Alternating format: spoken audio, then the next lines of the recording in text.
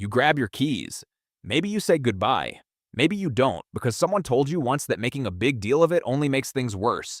You close the front door behind you, and somewhere on the other side of it, your dog is still standing exactly where you left them. Most people don't think much about what happens next. They figure their dog sniffs around for a minute, finds a sunny patch on the floor, and sleeps it off until you're back. Fine, comfortable, unbothered. But here's what's actually happening. And once you know, you will never grab those keys the same way again. The "they'll be fine" reassurance is one of the most widespread myths in dog ownership. We tell ourselves it because it's convenient, because we have jobs, errands, lives, and dogs seem okay when we get back, tail wagging, spinning in circles, acting as if nothing happened. But that greeting at the door? It doesn't mean they were fine while you were gone. It means you came back. Those are two completely different things, and the science of what happens in between is far more unsettling than most owners ever realize. Start with what the cameras actually show. In a series of studies conducted over the last 2 decades using in-home video monitoring, researchers documented dog behavior during owner absence across hundreds of households. What they found wasn't a sleeping dog, it was a dog on vigil. Within the first 30 minutes of an owner leaving, the majority of dogs displayed repetitive behaviors. Pacing the same circuit through the house, returning repeatedly to the door the owner exited through, pressing their nose to the base of the door frame, and inhaling. Not once, over and over. They weren't looking for a way out. They were processing a scent trail, following the last biological trace of the person they rely on most, the way a search dog follows a missing person. Think about what that means. The moment you leave, your dog begins an active search. They are not relaxing. They are waiting in the truest, most physiologically loaded sense of that word. But here's where it gets really interesting. Because this isn't just behavior, it's chemistry. In 2019, researchers at the University of Lincoln in the UK published findings from a study measuring cortisol, the body's primary stress hormone, in dogs separated from their owners. They collected saliva samples at baseline and at intervals throughout periods of separation. The results were unambiguous. Cortisol levels rose sharply in the first hour of separation across nearly every dog tested. For dogs classified as having secure attachment to their owners, levels began to decline after the first hour. For dogs with anxious attachment, they stayed elevated for the entire duration of the absence. And hey, if this makes sense to you, smash that like button and subscribe. It's the best way to help us reach more dog people who actually care about understanding their dogs on a deeper level. In other words, your dog is stressed, not metaphorically, measurably, hormonally stressed. The same chemistry flooding a human's body before a high-stakes presentation is flooding your dog's body while you are at the grocery store. Now I want to tell you about a study that almost nobody talks about, because its implications are so strange they're hard to accept.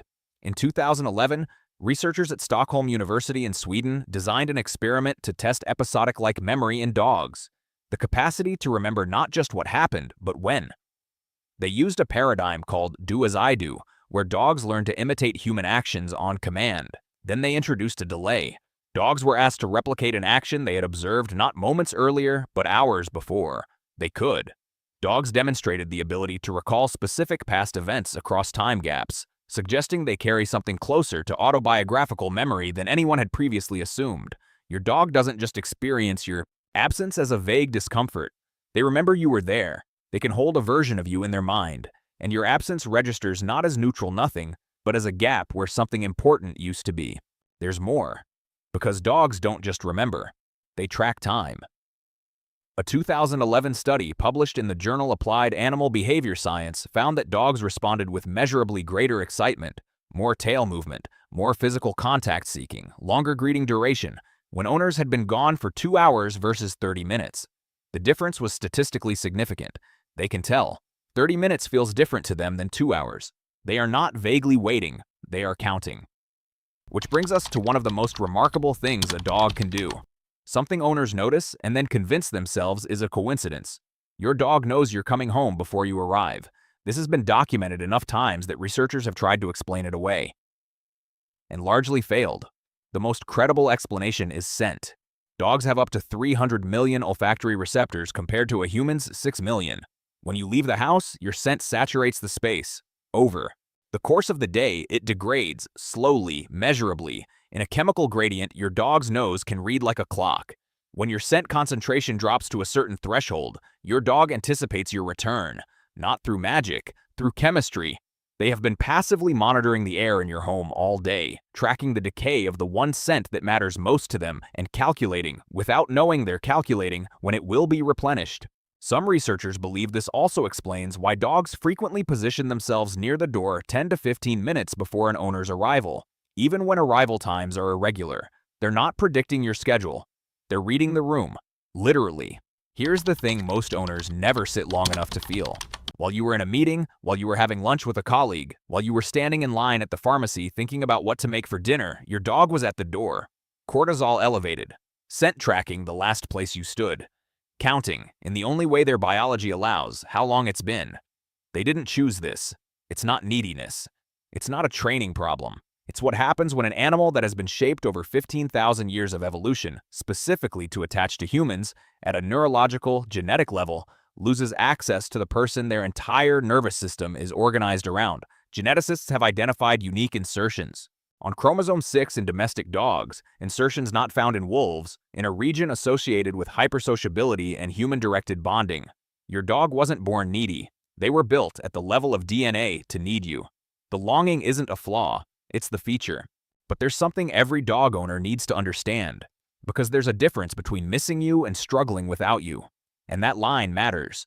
Veterinary behaviorists estimate that somewhere between 14 and 20% of dogs meet the clinical criteria for separation anxiety disorder, a condition where the stress response doesn't diminish after the first hour, but instead escalates. Destructive behavior, vocalization, and house soiling in dogs that are otherwise trained.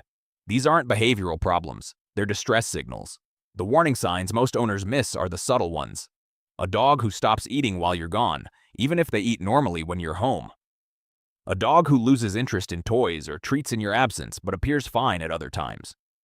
A dog who seems unusually clingy in the hour before you typically leave. These are not personality quirks. They're a dog telling you, in the only language they have, that the time you're gone isn't just lonely, it's hard. If any of those patterns sound familiar, they're worth taking seriously.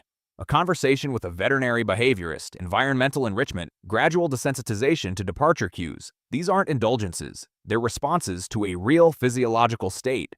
Your dog doesn't have language. Behavior is the only way they can tell you something is wrong. So the next time you grab your keys, take one extra second. Not to make a big production of it, but just to know.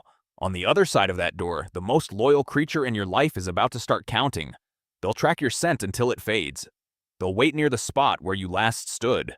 And when you come back, and this is the part that should stay with you, it will be to them the best thing that happened all day.